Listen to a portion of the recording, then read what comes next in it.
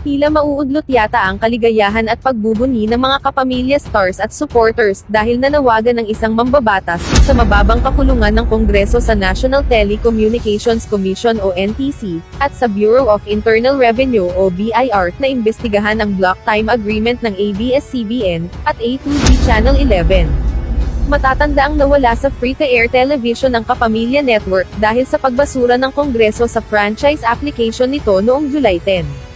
Makalipas nga ang ilang buwan, pumasok ang ABS-CBN Network sa isang block time agreement sa Zoe Broadcasting Network na pag-aari ni Jesus is Lord founder at Deputy Speaker Brother Eddie Villanueva. Nagbagong bihis ang Zoe TV, at pinangalanan na itong A2Z Channel 11, nang i-relaunch ito noong October 10. Kaya mapapansing dalawang religious programs na lamang ni Brother Eddie, ang mapapanood sa istasyon, isa sa umaga at isa sa gabi. At ang lahat na nga ay mula sa Kapamilya Network. Samantala, ayon sa bagong halal na Minority Leader Congressman Joseph Stephen Paduano, ng Abang Lingkod Party List, maaring may legal issue daw, ang nasabing block time agreement ng dalawang istasyon. Sa ulat nga kahapon ng Philippine Star, sinabi ng mambabatas na, there is a legal issue about it. Let's just see what will happen there. Dagdag pa niya, maaari rin daw magsulong ang Kongreso ng Congressional Inquiry ukol sa usapin. Aniya, let the NTC do the study, or investigation on that matter.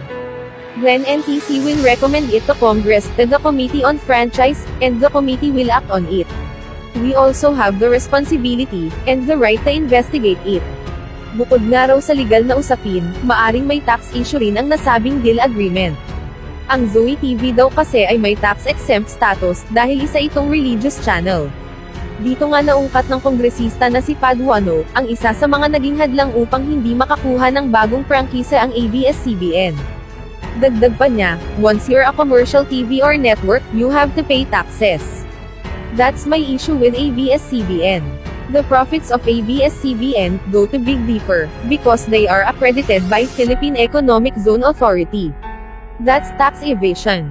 There's really an issue there. You have to pay your taxes. Sabi pa niya, the BIR should check on it, and the NTC too. If you're a commercial entity, you have to pay your taxes.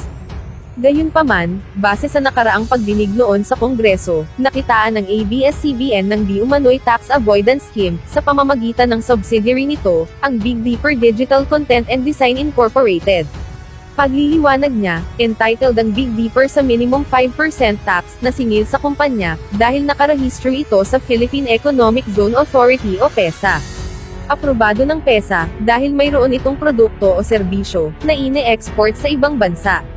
Nanindigan nga ang ABS-CBN na nagbabayad ng tamang buwis ang kanilang kumpanya, at patunay daw nito, ang tax clearance mula sa BIR.